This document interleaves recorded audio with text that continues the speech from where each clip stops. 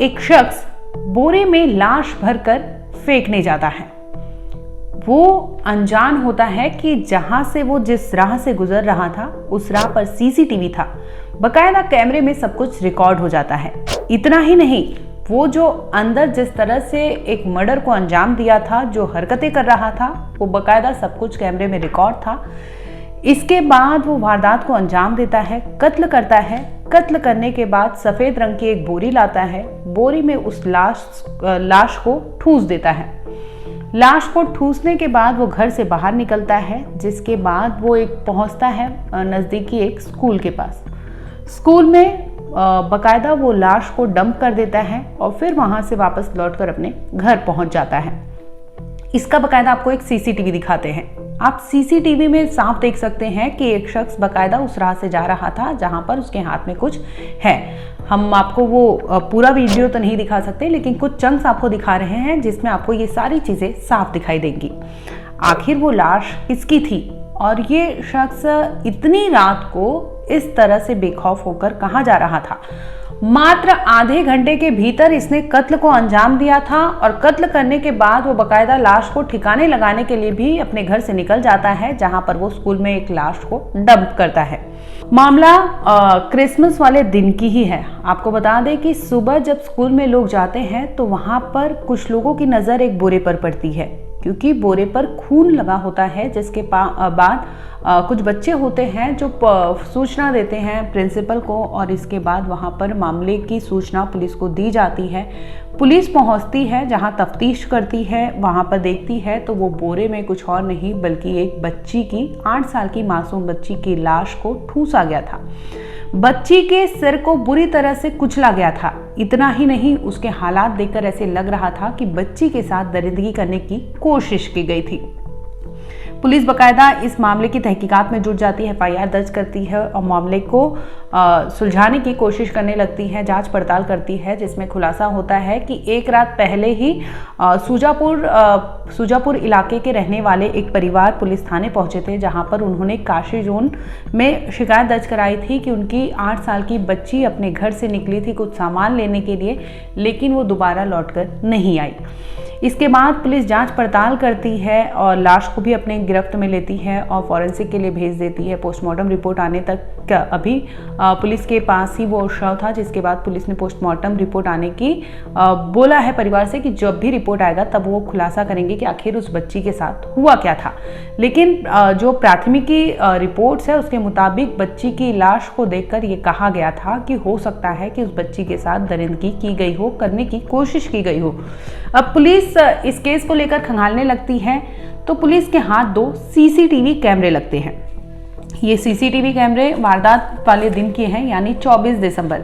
25 दिसंबर को बच्ची की लाश एक स्कूल में मिली थी। इसके बाद पुलिस तहकीकात करती है तो 24 दिसंबर रात के तकरीबन 7:15 बजे एक सीसीटीवी पुलिस के हाथ लगती है, जिसमें लाल रंग की स्वेटर पहने ये बच्ची आप देख सकते हैं कि जा रही थी और वहाँ सुनसान इलाका था क्योंकि सर्दियों वाली रात है और अंधेरा बहुत जल्दी होता है, जिसकी वजह से बच्ची एक रास्ते से जा रही थी दुकान पर, जहाँ पर उसको घर के लिए कॉइल लेना था, मच्छरों वाला कॉइल लेना था और यही कहकर घर वाले उसे भेजे थे कि जाओ शॉप से लेके आओ। बच्ची चली जाती है, लेकिन इसी दरमियान उसके साथ रात के 7:15 बजे से लेकर रात के 7:45 तक कुछ ऐसा होता है, जिसके बाद वो बच्ची की लाश अगले दिन स्कूल से बरामद होती है। अब बता दें कि 7:15 बजे बच्ची एक सीसीटीवी कैमरे में कैद होती है। इसके कुछ ही मिनट बाद पुलिस जब दूसरा सीसीटीवी खंगालती है तो उसमें एक और वीडियो कैप्चर होता है, जिसमें बच्ची दूसरी रास्ते से जाती हुई नजर आती है। लेकिन इसी दरमियान एक शख्स का घर होता है जिसे टच करके वो बच्ची जाती रहती है और वो शख्स उस बच्ची को बहला फुसलाकर अंदर बुला लेता है। अब बच्ची 8 साल की मासूम थी, वो अंदर चली जाती है। इसके बाद वो बच्ची के साथ कुछ गलत करने की कोशिश करता है, यानी बैड टच करता है।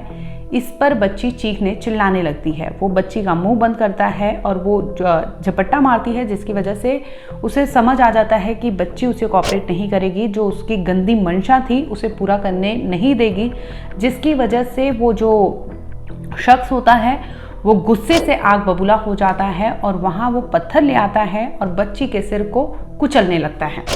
इस कदर कुचल देता है कि तमाम उस कमरे में खून ही खून पसर जाता है और बच्ची वहाँ पर बेसुध ज़मीन पर पड़ जाती है।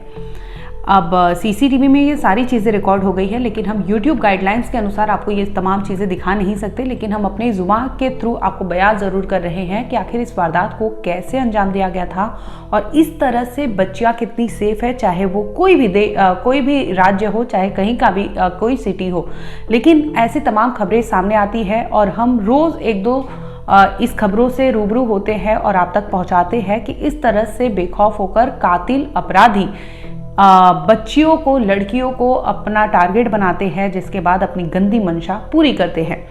यही इस केस में भी होता है। वो शख्स उस बच्ची को जबरन अपने घर में घुसा लेता है, जिसके बाद उसके साथ गलत काम करता है, गलत काम करने की कोशिश करता है, जिसमें वो नाकाम हो जाता है तो बच्ची को मौत के घाट उतार देता है।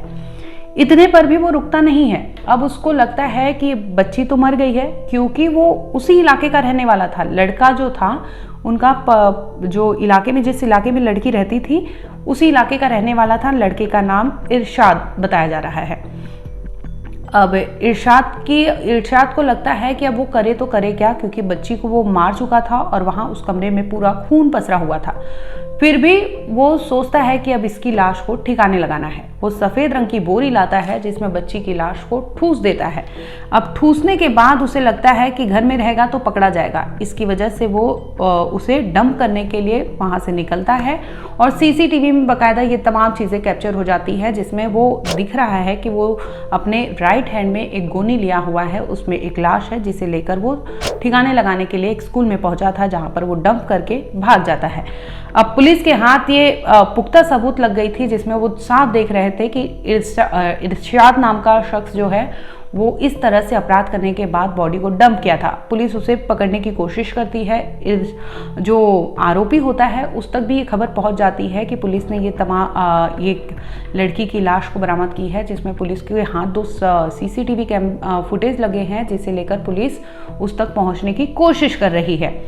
अब वो वहां से फरार होने की कोशिश करता है। इसी दरमियान पुलिस उस तक पहुंच जाती है, लेकिन वो पुलिस पर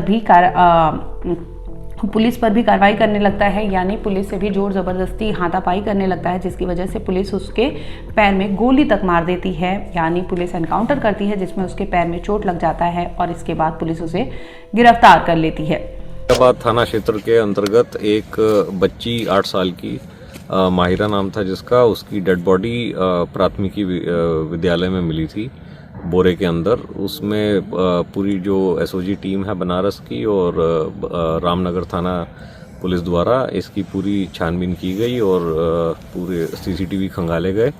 उसी में पता चला है कि जो एक पड़ोसी थे इरशाद नाम के, उन्होंने रेकी करके इस लड़की के साथ दुष्कर्म करने का प्रयास किया था, जो सीसीटीवी में भी कैद हुआ है पूरा। उसको घर के अंदर अपने खींचा और महज 5 से 6 मिनट के अंदर जब दुष्कर्म के प्रयास में सफल ना हो पाए तो बच्ची का जो सर है वो पत्थर से कूंच के उसकी हत्या कर दी थी और उसके बाद बोरे में ले जा कर के उसको स्कूल की बाउंड्री के अंदर फेंक दिया था। और इसी में पुलिस जो है सुरागरशी पतारशी में लगी थी और अभी देर रात्रि सूचना मिली थी कि जो अभियुक्त है इरशाद, इसने पुलिस टीम पर जानलेवा फायरिंग की थी और उसी जवाबी फायरिंग में इसके गोली लगी है और मुठभेड़ में घायल हो गया है। उपचार हेतु इरशाद को नज़दीकी अस्पताल ले जाया जा रहा है। बता दें कि पुलिस ने आरोपी इरशाद को गिरफ्तार कर लिया है, जिसमें ये खुलासा होता है कि आरोपी जो है बच्ची के पड़ोस में ही रहने वाला था। वो बच्ची को जानता था, उसे वो जबरन अपने साथ ले गया था और उसकी गलत मंशा थी, जिसे वो पूरी करने में नाकाम हो जाता है और इसी वजह से उसने उस कमरे में बच्ची की हत्या कर दी। हत्या करने के बाद उसकी लाश को ठिकाने लगाने के लिए वो स्कूल को चुनता है, जहां पर वो बॉडी डंप कर देता है। फिलहाल इस मामले में पुलिस ने आरोपी को गिरफ्तार कर लिया है और इसके साथ ही तहकीकात कर रही है। पोस्टमार्टम रिपोर्ट आने की अभी बाकी है इसमें कि आगे क्या होता है। और शुरुआती जांच में यही सामने आया है कि उसने लड़की को गलत मंशा से अपने साथ ले गया था, उसे गलत काम करना था, जिसे करने में वो नाकाम हो गया था और यही उसका मोटिव था और यही वजह थी कि उसने उस बच्ची को इस तरह से बेखौफ होकर उसने मौत के घाट उतार दिया। आपको बता दें कि ये पहला केस नहीं है, ऐसे तमाम ऐसे केस आ रहे हैं जहां पर नाबालिग बच्ची को ही लोग टारगेट कर रहे हैं और उनके साथ गंदी हरकत करते हैं। हाल फिलहाल में आपको याद होगा कि महाराष्ट्र के बदलापुर से भी एक केस सामने आया था जहां पर नाबालिग बच्ची के साथ गलत तरीके से उसे टच किया गया था, गलत किया गया था, जिसके बाद वहाँ पर प्रोटेस्ट होता है और आपने देखा होगा कि उस केस में भी एक एनकाउंटर हुआ था जिसमें आरोपी की मौके पर ही मौत हो गई थी। लेकिन जो आरोपी है ये अभी भी इस तरह से बेखौफ है कि अगला टारगेट ढूंढ लेते हैं, चाहे वो यूपी हो, चाहे वो एमपी हो, चाहे वो महाराष्ट्र हो, बस स्टेट बदलता है लेकिन आरोपी कहीं ना कहीं से ऐसी गंदी मानसिकता वाले आ ही जाते हैं जिसमें वो अपनी बच्चियों को, समाज में इस कदर से बच्चियां अगर पढ़ने लिखने के लिए बाहर निकलती हैं, बेखौफ होकर वो जाती है, तो ऐसे में कहीं ना कहीं वो फुल स्टॉप लगा देते हैं कि वो डर जाती है, सिहर जाती है कि आखिर वो कितनी सेफ है, किस तरह से वो जाना आना, चाहे वो रास्ता हो, चाहे वो किसी भी तरह से लड़कियां अगर निकलती हैं तो ऐसे में सवाल ये उठता है कि वो कितनी सेफ है। ताज़ा मामला वाराणसी का देखा हमने, जहां पर इस तरह से 8 साल की बच्ची को किडनैप किया गया, जिसके बाद उसे ले जाकर एक घर में उसके सिर को कुचला गया था क्योंकि उसने उसके साथ ज़बरदस्ती करनी चाहिए। लड़की ने मना कर दी, लड़की जोर चीखने चिल्लाने लगी, जिसकी वजह से अपराधी आग बबूला हो जाता है गुस्से में और यहाँ तक कि वो लड़की के सिर को ज़मीन पर पटकने लगता है, पत्थर से कूच देता है, जिसकी वजह से 8 साल की बच्ची ने मौके पर ही दम तोड़ दिया। इसके बाद भी वो हैवान रुकता नहीं है, अपना बकायदा पूरी प्लानिंग के तहत उसकी लाश को ठिकाने लगाता है और खुद फरार हो जाता है। और बेखौफ तो इतना कि पुलिस पर भी वो जवाबी हाथापाई करने लगता है। जब पुलिस उसे गिरफ्तार करने पहुंचती है, उसे डर नहीं होता यूपी पुलिस का, ऐसे में वो वहां से भागने की कोशिश करता है लेकिन फिर भी पुलिस ने एनकाउंटर किया, जिसके बाद आरोपी को गिरफ्तार कर लिया था।